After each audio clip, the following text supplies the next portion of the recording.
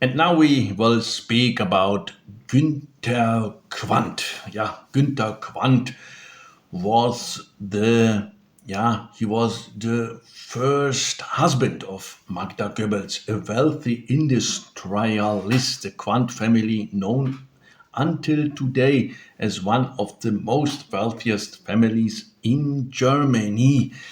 And after the romance with the Jewish boy Arlo Sorov, when Magda was very young, in 1920, while traveling by train back to school, Magda met Günther Quandt in the train. A wealthy German industrial magnate, he was twice her age.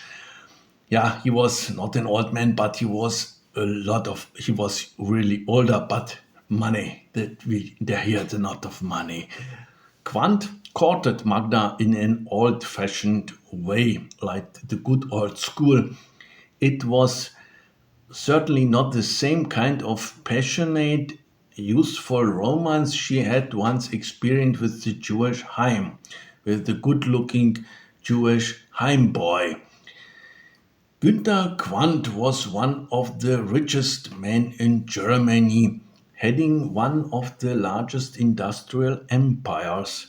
Also during the Third Reich and afterwards.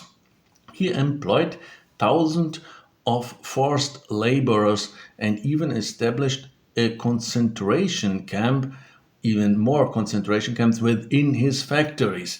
He cooperated directly with the SS in this regard.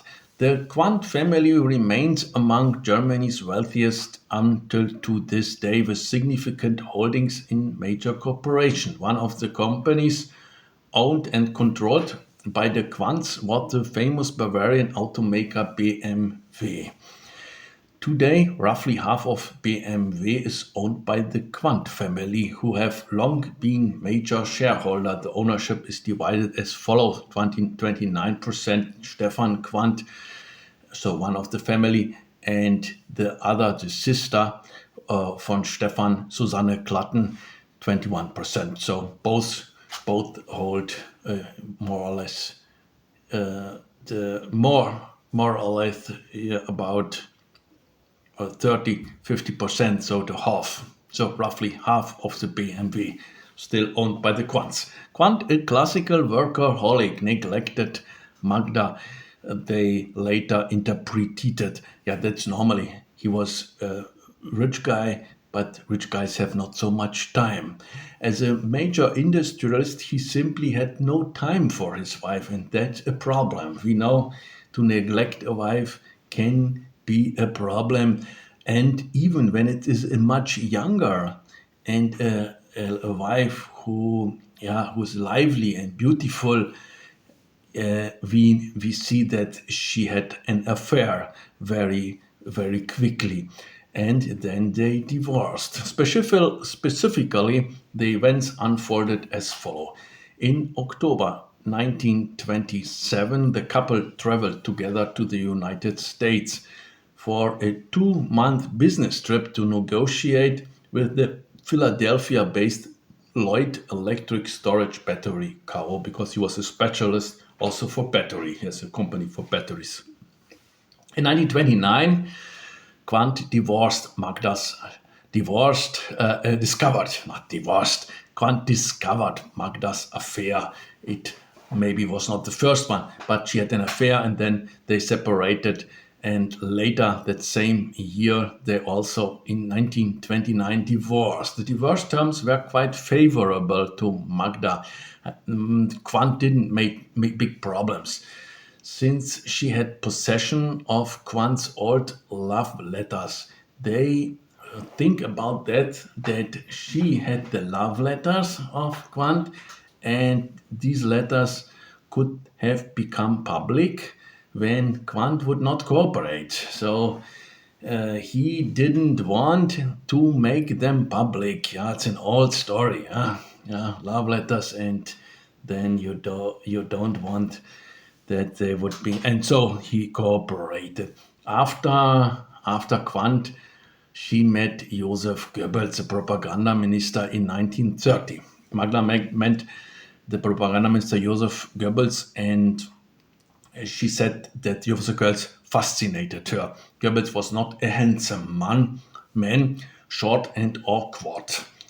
But when Magda heard him speaking at political rallies, she was captivated by his charisma and his piercing gaze. He had special eyes and energy, and felt in love with that. And I heard that women can fall in love feeling energy of a man, and Joseph Goebbels had this energy. She was determined to meet him. She felt in love like from distance. She saw him speaking, and this was not so easy. So she tried to get in contact with him, but soon it was successful, and she tried also to get in contact with him, like entering the political environment of Joseph Goebbels. In 1930, she joined the National Socialist Party, NSDAP, and volunteered at the Berlin party headquarters. There, she came into direct contact with Joseph Goebbels. That was the plan, whose personality and rhetoric immediately impressed her. As I said, Goebbels quickly made her his confidant, and Goebbels also was interested and make her his confidant and lover.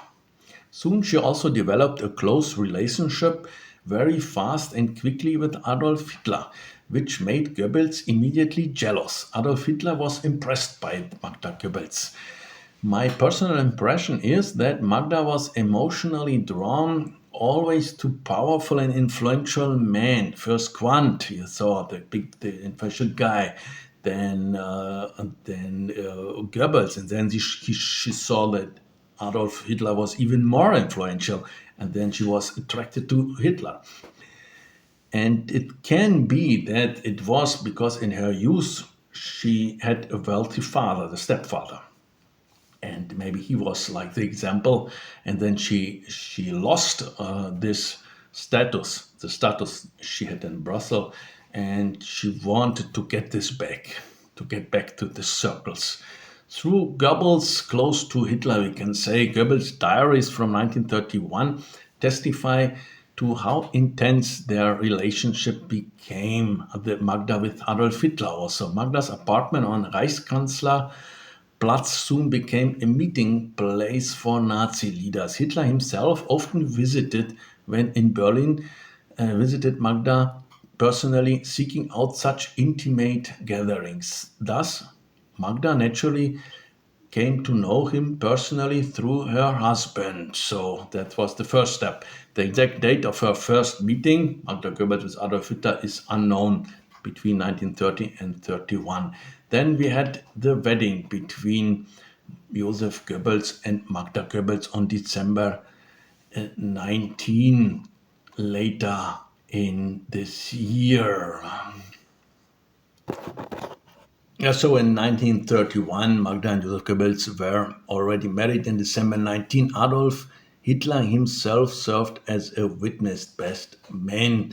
This gesture publicly confirmed that Magda was now part of Hitler's inner circle. Later, the Goebbels family with 6 children became the symbol of the ideal German family. A lot of blonde little children, while Magda, in the role of Mother of the Reich, served as a central figure in Nazi propaganda. Magda Goebbels came close to Hitler not directly, but through Goebbels more and more. Her work for the Berlin Party organization, her relationship with Goebbels, and the saloon-like atmosphere of their shared home naturally facilitated this connection with Hitler. Hitler's role as best man, as we said, was also like cemented Magda's position. Magda became step by step such like a first lady in Nazi Germany, although more precisely she competed for that title with Emmy Göring, the second wife of Hermann Göring. There was even talk of rivalry for the favor of the unmarried Führer. Yeah, Magda personally took care of Adolf Hitler, who mostly lived alone. She helped him and offered advice and everyday matters, including household appliances and similar things. Hitler and Nazi propaganda regarded her as a kind of model mother for Germany.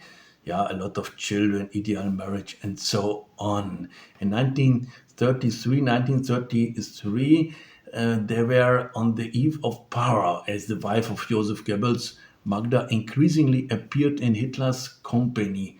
Nazi propaganda wanted to project a homely human image of the leadership, and Magda, young, elegant, attractive, fit perfectly into this picture. When Hitler became chancellor in January 1933, Magda was already seen as part of the inner circle and was always there at major events. Then later, there we had tensions in around 1936. So 2-3 years later, the Goebbels marriage entered in a crisis because of Joseph Goebbels' numerous affairs. He was notorious for his romances and liaisons with his female employees and actresses, especially the actresses, because Joseph Goebbels was also the boss of the film industry in Germany. Hitler personally intervened and forced Goebbels to end his affair with the Czech actress Lida Barova. They had an affair and they couldn't even hide this affair. Everybody knew this. Magda even considered divorce. But this would be a big problem for the propagandistic ideal family picture. So Hitler prevented this and insisted this model family, this ideal propagandistic picture, should not be destroyed. It is indispensable for the regime. So this shows that Hitler exercised not only political but also personal control over Magda's life. Yeah, 1939, on the brink of war, in the last year of peace before war, Magda remained one of the central female figures of the Nazi elite. Hitler often referred to her as the model of the German mother. So the children get to be like the beloved members of the Führer's close circle. They make pictures together with the Goebbels family, the children, and Hitler, like the uncle, the good uncle with this family. By this point, the relationship between Magda and Hitler was no longer merely personal, but it was really a propaganda relationship. Magda was the feminine face of the regime, embodying the Führer's family-oriented image. But also Magda Goebbels had an affair, they say, with Karl Hanke. Hitler appointed this guy, Karl Hanke, as a state secretary in the propaganda ministry. So he was like an assistant to Joseph Goebbels in 1937. Hanke served then like Goebbels' right hand, functioning always like a private secretary. And Magda Goebbels get in touch with this Hanke guy, and Hanke also acted as an intermediary between Joseph and Magda when they had the crisis, the marriage crisis. And Magda admitted that in this process of Hanke mediating between the two, she get involved with this Hanke guy, and she had an affair with Hanke. Yeah, that was like maybe like in a revenge to Joseph Goebbels' affair. And then we had the war years coming with the big tragedy.